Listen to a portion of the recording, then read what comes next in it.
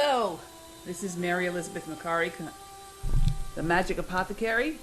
We're listening to Sheila Chandra in the background, beautiful artist and singer with a lot of beautiful meditation music. You can find her easily on YouTube or Spotify.com and listen to her for all your meditation needs. Actually, she's really quite wonderful, an amazing singer, amazing artist. I am not Sheila Chandra, but I am Mary Elizabeth McCarry. I am a medicine woman. I'm a witch. I'm a spiritualist, medium, a tarot reader, astrologer, and Reiki healer. And that's what I am right now. I'm sure it will grow. I am also a singer and a singing teacher. I use singing and teaching to heal as well as the other things that I do. I'm basically a healer of all sorts. I began my spiritual journey as a little girl with my Irish and Italian grandmothers, learning their traditions and branching into the studies of tarot with them, palm reading, laying on of hands in the Catholic vein, and all facets of the nature religion that I later became able to know was called Wicca. I am an initiated Gardnerian witch in a tradition that is directly descended from Gerald Gardner in England, and an initiated member of the Fellowship of Isis, as well as my own tradition, in which I am actually penning and working on right now with my working group. More on that later. In my travels, I have been blessed to have studied with some of the best teachers in New York City in both the craft as well as herbal and healing studies. Some of my teachers include Lady Rhea of Magical Realms, Susan Weed, very famous herbalist in upstate New York, Celtic scholar Alexei Kondratiev, who was my high priest until he passed away, Pika Trinkle, High Priest Anthony Russell, Drew DiVittorio, David Winston, David Crow, the aromatherapist, and Klingon Joe Sukowski. I have even harvested Prospect Park with Steve Brill, the wild man, and I'm now studying Reiki with Joanna Crespo at the New York Open Center. And the magicapothecary.com was born of all of this stuff. I live each day on a path to healing both myself and others around me using everything I've learned. I create some products for healing like teas, oils, incense, baths. I also create things both magical and healing. These things are done by hand, fresh, one of a kind, just for you.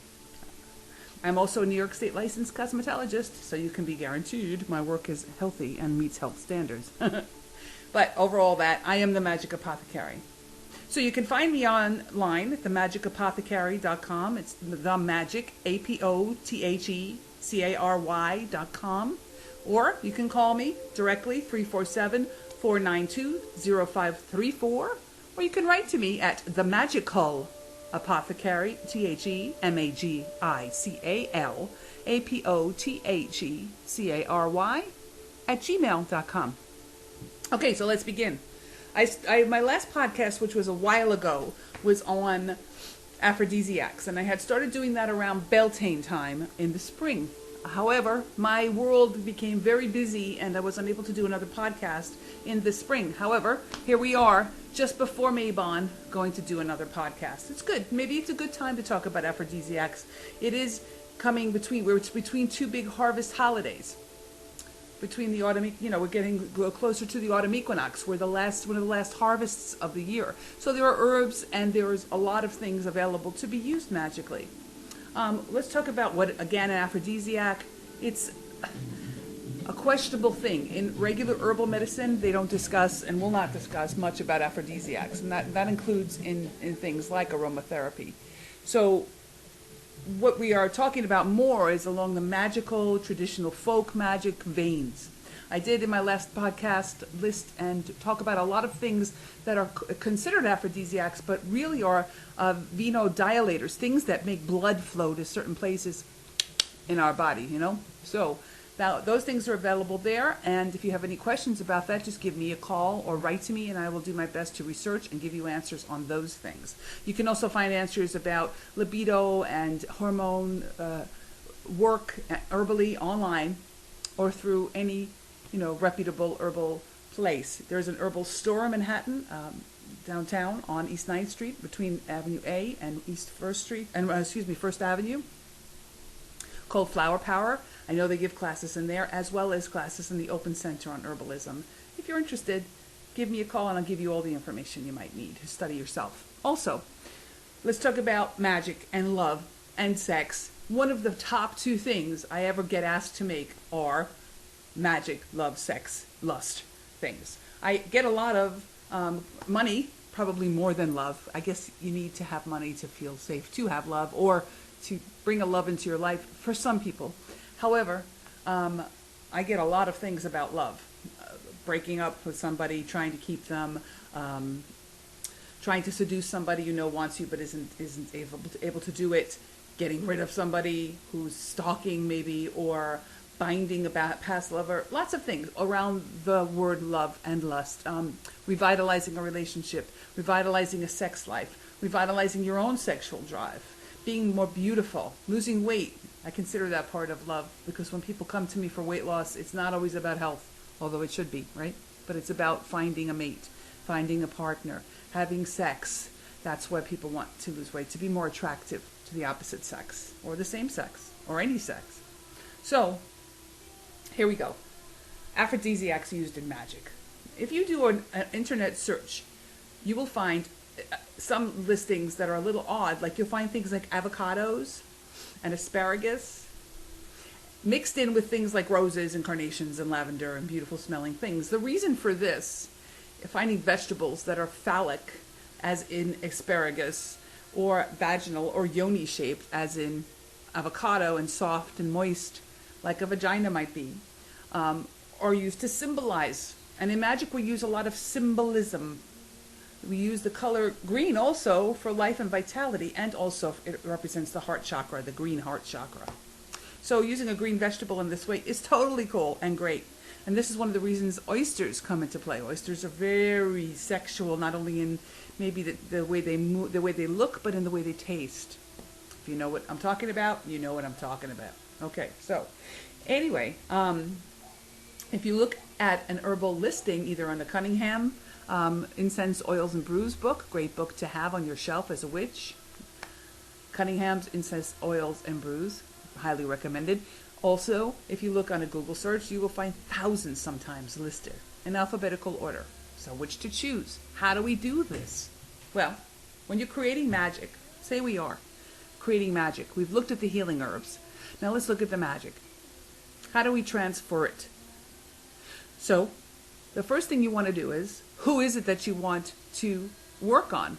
Usually, most witches will say to you, you really ought not to be playing games with anybody else's will. In other words, if somebody doesn't love you, trying to get them to do so is kind of black magic, because it's manipulation. Now, not everybody believes that. Many people do, though. And if you think about it, it's maybe not black, but sort of kind of gray magic.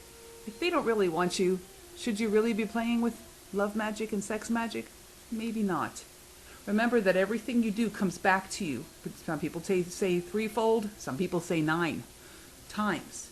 So as much as you ask for someone to love and lust after you, you're going to end up loving and lusting after them 3 times more than you already do, with them only coming back 1/3 of that. Not so satisfying, right? Yeah, I've tried it. Don't work. Anyway, if you do know a person is in love with you, and you're in a good relationship, or you're having the beginning of a relationship, and you know that there's a chemistry, and you know that there's something happening, using magic to just bolster that is not terrible, okay? So, first thing first, we want to work on ourselves first. Also, we want to move any blockage out of our way first. So anytime you're doing magic, sometimes it's mostly best to do something that removes the blockages first. So things like black candles during the waning moon, when the moon is getting slimmer in the sky and going to dark, is a time to remove blockages to this love that you want and desire, and the sex that you want and desire. So using a plain black candle anointed with some oils that turn you on, perfect way to go. If you'd like someone to create for you an unblocking, uncrossing oil, I do that. That's one of my specialties. Get in touch. I'll make you one. I make candles as well. I dress them as well. There are other places in the city, in New York, you can get those things done for you. Enchantments is one place. Magical Realms is definitely another place. So lots of choices, or you can make it yourself. I always find it better when you make it yourself, coming from you. So a black candle. You can find maybe in a 99-cent store, dark candle. If you can't find a black candle, you can find a white candle and call it a black candle. White candles are all purpose. So you anoint your candle with your uncrossing oil, with your removal of blockages oil, whatever way you want to call it. You can create one. I'll talk about that in the future. And you burn it down. And then you look for a candle or a way to open the door. So if it turns you on to think of avocados as seducing your female partner by igniting her vagina, do so. If it works for you that your lover's penis is like an asparagus stalk and you want to use that, do so. If you want to feed your lover an avocado to give him the hint that you're available to him, do so. It's up to you. You can also use candles, anoint those, as I said, with the black candle. You can use red candles, you can use pink candles. You can also create a bath for yourself. You can create a perfume for yourself. You can create a solid perfume for yourself using just a little of beeswax and some oil. You can create all kinds of makeup that can be filled with essential oils that bring sex and love to the surface. You can wear stuff in your hair that brings people to you. You can carry powder in your pockets that it brings people to you, and the specific person you want will be amongst the people that are brought to you. You can use writing. You can anoint a scroll with oils and carry that in your pocket. You can wear a necklace anointed with oils and carry herbs. Just carry herbs in your pocket. It's up to you. It's your imagination. How you want to use herbs, how you want to use the magic is up to you. Some of the things that I make that I know work, and I know that they do because I've tried them, work really well, are roses. Now, not just any rose. Rose of Damascus. Now, this is one of the rarest roses on the planet. Well, no, not one of the rarest roses. Let me take that back. It's one of the rarest essential oils and one of the most expensive essential oils that there are on the planet. Rose of Damascus. An ounce of this is going to cost you a whole bunch of money. However, you can get it diluted in jojoba oil. You can get it diluted in almond oil, and you can still use it.